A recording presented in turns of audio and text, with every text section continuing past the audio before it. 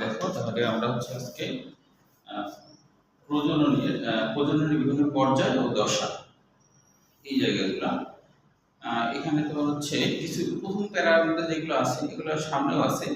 Implantation, এটা জ্ঞানমূলক কোষ হিসেবে আছে। ইমপ্লান্টেশন ইমপ্লান্টেশন মানে হলো জরায়ুতে ব্লাস্টুলার সংস্থাপন।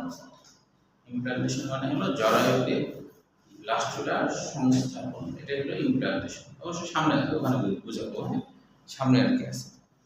আচ্ছা, এখান থেকে কিছুই নাই, সবই সামনে আছে। এখন দেখো বয়সন্ধিকাল, চতুর্থ নম্বর লাইনে বয়সন্ধিকালের একটা সংজ্ঞা আছে। বয়সন্ধিকাল কৈশোর এবং সাফল্যপ্রাপ্ত প্রাপ্তির অন্তর্বর্তীকালীন সময়কে বয়সন্ধিকাল বলা হয়। এগুলো লিখবে জ্ঞানমূলক কোশ্চেন। আর এটা খুব আসে, মেডিকেল এডুকেশনেও অনেকবার আসছে। সেটা হলো ছেলেদের বয়সন্ধিকাল কত, মেয়েদের কত। ছেলেদের দেরিতে, মেয়েদের তো একটু আগে। অনেক সময় দেখা যায় যে মেয়েদের এই যে বলছে 11 থেকে 13, কখনো কখনো যে তোমার 8-9 বছরেও মেয়েদের বয়স কারো লেগে শুরু।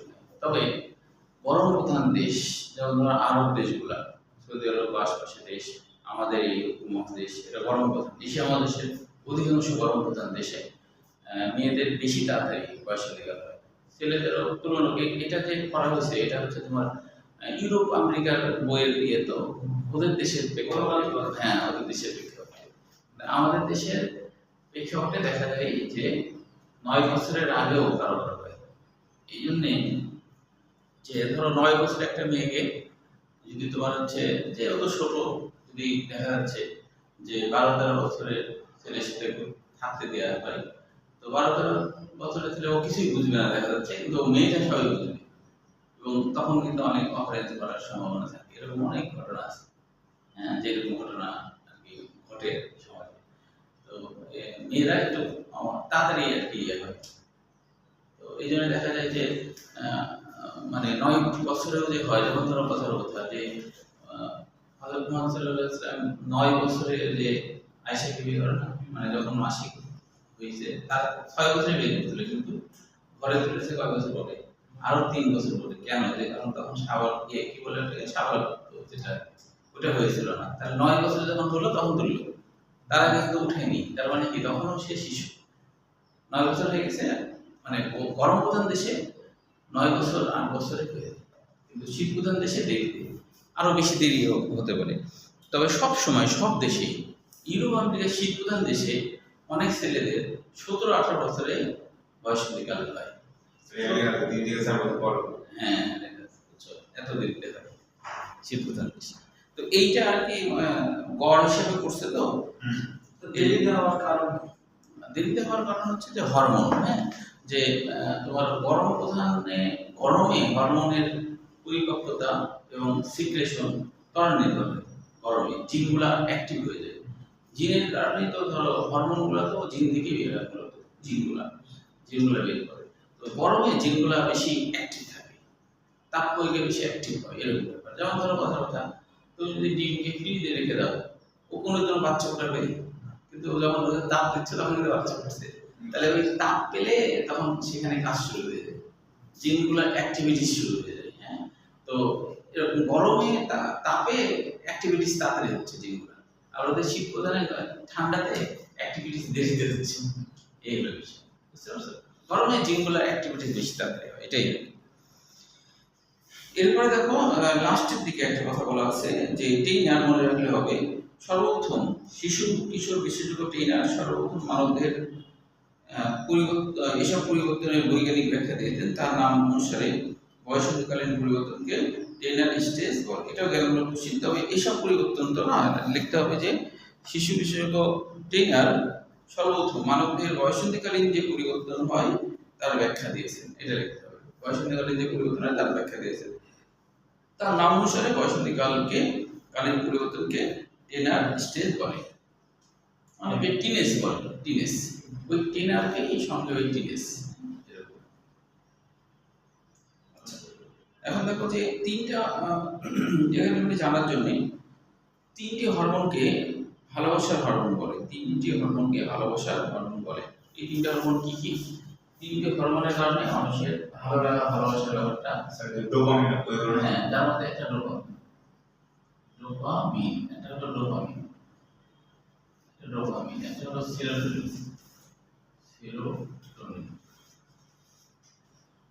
এটা হলো সেরোটোনিন, আর এটা হলো অক্সিটোসিন।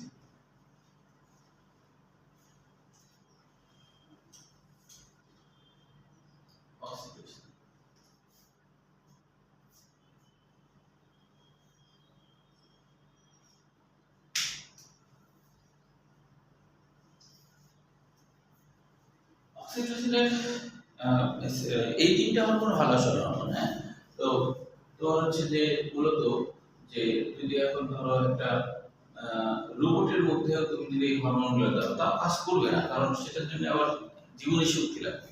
শুধু হরমোনই একা একা কাজ করবে এরকম কোনো বিষয় না। ওই যে একটা সিনেমা আছে না, রোবট একটা সিনেমা হ্যাঁ হ্যাঁ, তো ওখানে তোমার যে দেখালো যে যখন আলোচনা করছে ওই যে বানাইছে ওকে যে আসলে একটা ডিএনএর মধ্যে জীবন আছে কিন্তু একটা সোডিয়ামের মধ্যে জীবন নাই। তো আসলে জীবনটা যে আসলে কি এটা আসলে এখনো বৈজ্ঞানিকরা অপরিষ্কার, 100% নিশ্চিত না। তো তখন এরকম আলোচনা হচ্ছে, তখন মনে করো যে বিদ্যুৎ পড়ে ওর উপরে, বিদ্যুৎ পড়ার কারণে কিন্তু ওর মধ্যে জীবন ফিরে আসছে। হ্যাঁ, যে এবং কিন্তু এই যে পদার্থগুলোর মধ্যেও কিন্তু বিদ্যুৎ পড়ার কারণে এগুলো এক পর্যায়ে ডিএনএ তৈরি হয়েছিল। তো মানে আসলে বিদ্যুতের মাধ্যমে তোমার এই জীবনটা চলে আসছে বলে ধারণা করা হয়। তো ওই জন্য ওখানে লেখক ওই বিদ্যুৎটা ফেলাই, ওই যে বিদ্যুৎ ফেলে তখন কিন্তু ওর জীবন চলে আসছে। আর ও তখন ভালো লাগা বা ঘৃণা এগুলো সব চলে, রাগ টাগ সব চলে আসছে, দেখো না বিদ্যুৎ পড়ার কারণে কিন্তু এটা করছে। কিন্তু রুটে তো আসলে ওরকম ওদের কোনো মন নাই, ওদেরকে যা যা খাওয়ানো হয় ওটাই করে, তাই না? যেভাবে তোমার বলা আছে তুমি রুটকে যদি নিতে দাও এখান থেকে তুমি হচ্ছে অমুক জায়গায় যাও, তো তুমি জানো যে এই যাওয়ার পথে কিছু নাই, তো হঠাৎ ধরো এই জায়গাটা একটা গর্ত ভরণ হয়েছে, রোবট কিন্তু এই বুদ্ধি নাই যে নিজে থেকে গর্ত রেখে সে একটু পাশ কাটে যাবে এই ওদিক দিয়ে চলে যাবে, ধ্বংস হয়ে যাবে। হ্যাঁ, এরকম মানে কারণ ওর তো আসলে মন টন এগুলো কিছু নাই। তবে আমাদেরকে কিন্তু স্রষ্টা হলো বানাইছে ইয়ে দিয়ে, মানে ইচ্ছাধীন শক্তি দিয়ে, মানে আমরা যা ইচ্ছা তাই করতে পারি। আমাদেরকে কিন্তু রোবট হিসেবে বানায়নি। হ্যাঁ, আমাদেরকে স্বাধীনতা দেওয়া আছে, আমরা যা ইচ্ছা তাই করতে পারি। রোবট আর মানুষের মধ্যে এখানে পার্থক্য যে আমাদেরকেও একজন বানাইছে, কিন্তু আমাদেরকে যিনি বানাইছেন তার ইচ্ছা মতো আমরা চলি না, নিজ ইচ্ছা মতো চলি, তাই না? এটাই হলো পার্থক্য রোবট আর মানুষের মধ্যে। আমরা নিজ ইচ্ছা মতো চলি, এদের স্বাধীন ইচ্ছা শক্তি। যেই কথাটা তোমার হচ্ছে যে কোরআনের মধ্যে আছে যে আমি আমার পক্ষ থেকে রূপ ঢুকিয়ে দিলাম, এটার অর্থ হলো আল্লাহ বলতে চাচ্ছে আমার মধ্যে যেমন স্বাধীন ইচ্ছা শক্তি আছে সেই জিনিসটা আমি হলো তোমাদেরকে দিয়ে দিয়েছি। আল্লাহ যা ইচ্ছা তাই করতে পারে, আমরা যা ইচ্ছা তাই করতে পারি, ওই জিনিসটা আমাদের মধ্যে আল্লাহ দিয়েছে। হ্যাঁ, তো ওই অর্থে বলা হয় যে প্রত্যেক মানুষের মধ্যে আল্লাহর স্থান, মানে কি আল্লাহর একটা অংশ তো আমরা নিয়ে আসি, এই অর্থে আর কি, যে আমরা যা ইচ্ছা তাই করতে পারি। তাইলে তুমি যদি মনে করো যে তুমি হচ্ছে যে ভালো ক্যারিয়ার করবা, তুমি করবা, এটা আল্লাহ বাধা দেবে না। এর অনেক সময় দেখা যায় না যে অনেক বদমাইশ ছেলে কিন্তু দেখা যায় খুব ভালো রেজাল্ট করে, ওকে কি আল্লাহ আটকাছে যে ও তো বদমাইশ, ওকে আমি ভালো রেজাল্ট করতে দেবো না? এটা আল্লাহ করবে না, কারণ স্বাধীন ইচ্ছে শক্তি দিয়েছে।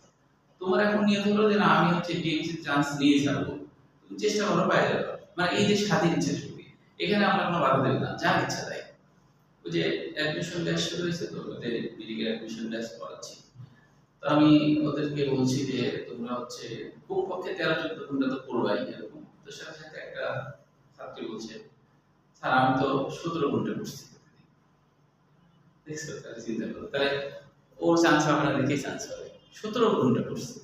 তুমি যদি এখন 17 ঘন্টা পড়ো তাহলে ডিএমসি তো ফাঁকাই দিবে স্যার পড়ার মধ্যে 17 ঘন্টা পড়লেই তো হবে না, এটা বাস্তব কথা। না, এটা বাস্তব কথা যে তুমি পড়া বলতে যে ধরো বসে আছে পড়ছো, আবার মোবাইল টেবিলে পড়ছো, আবার পড়ছো, আবার তাহলে তো ওটা করো না, ওইভাবে 17 ঘন্টা পড়ে না। তবে ও যেরকম আর কি দেখি ও মনোযোগ দিয়ে পড়ে, আর ও মনোযোগ দিয়ে পড়ে ওরকম না আর কি। এখন মনোযোগ দিয়ে তুমি যদি করো, এর মধ্যে অন্য কোনো কিছু না করো, তাহলে তো তোমার চেষ্টার কোনো ঘাটতি নাই।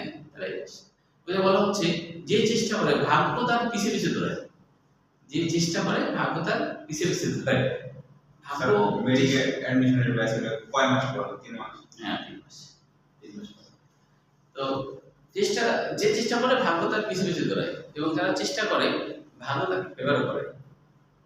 তার কথা দেখবা কাঁচা দলের সাথে ভালো দলের খেলা হলে ভাগ্য কিন্তু ভালো দলের পক্ষে আসে। যে পরিশ্রম করছে না তাকে একটু বেশি সাহায্য করে কেমন যেন। যেমন বাংলাদেশের ভালো, ধরো ভারত বাংলাদেশ থেকে ক্রিকেটে ভালো, কারণ ওরা অনেক বেশি চেষ্টা সাধনা করছে অনেক বছর আগে থেকে করছে না। তো ওই জন্য ভারত বাংলাদেশ খেলা হলে দেখা যায় বাংলাদেশে 1 রানে হারে যায় অনেক সময়। কেন? ওই যে ওরা যে বেশি চেষ্টা করে তাই ওদেরকে জিতায় দেয়। বাংলাদেশ কম জিতে, কারণ বাংলাদেশের চেষ্টার ঘাটতি আছে। এরকম একটা ব্যাপার স্যাপার থাকে। তো এই জন্য চেষ্টা করলে তোমার এই সক্ষমতা আছে, কেউ তোমাকে বাধা দেবে না। বুঝছো? তুমি তোমার ভাগ্য তুমি নিজে করবা। তাহলে হচ্ছে যে এবার আমরা চলে আসি বয়ঃসন্ধিকালে হরমোনের ভূমিকা। ছেলেদের বয়ঃসন্ধিতে হরমোনের ভূমিকা এটাও সৃজনশীল হিসেবে আসে। হ্যাঁ, খুব বড় কিছু না, ছোট্ট করে দেখলেই চলবে। এর মধ্যে যেগুলো তোমার হচ্ছে গুরুত্বপূর্ণ বিষয় হরমোন আছে, যেমন ধরো সম্মুখ পিটুইটারি গ্রন্থি গোনাডোট্রপিক হরমোন। গোনাড মানে জননাঙ্গ, গোনাড মানে কি? জননাঙ্গ। 3 ধরনের গোনাডোট্রপিক হরমোনের মধ্যে 2টি হরমোন পুরুষের জননাঙ্গ ও আনুষঙ্গিক জননাঙ্গের পূর্ণতা দান করে। তার মধ্যে একটা হচ্ছে follicle stimulating hormone. Follicle stimulating hormone মানে ফলিকলকে উদ্দীপ্ত করে যে হরমোন, ফলিকলকে উদ্দীপ্ত করে যে হরমোন সেমিনিফেরাস নালিকার বৃদ্ধি ও পূর্ণতা ঘটিয়ে শুক্রাণু উৎপাদনে সাহায্য করে। মানে এখানে যেটা হয়, ফলিকল কখন হচ্ছে যে সেমিনিফেরাস নালিকার মধ্যে, তো আমরা জানি সার্টলি কোষ থাকে একজন বৈজ্ঞানিক নাম অনুযায়ী, তার মাঝে মাঝে ইন্টারস্টিশিয়াল কোষ, তার মাঝে মাঝে ওই কোষগুলো একসাথে অনেকগুলো কোষ কি হয় আকৃতিতে একটু বড় হয়ে যায়, উচ্ছের মতো হয়ে যায়, তখন এর নাম হয় ফলিকল বা থলে। ফলিকল বা থলে। পরে ওর মধ্যে মিউসিস বের হয়, আর সার্টলি কোষ পুষ্টি দিতে থাকে। তো এই জন্য বলছে যে যে হরমোন এই কাজটা করে, যে হরমোন